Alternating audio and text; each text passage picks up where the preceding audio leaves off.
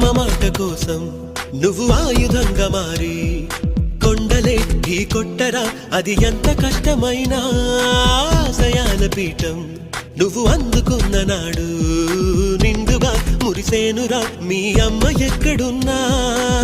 చేయూతే ఇస్తుంటే ఓ స్నేహ బంధం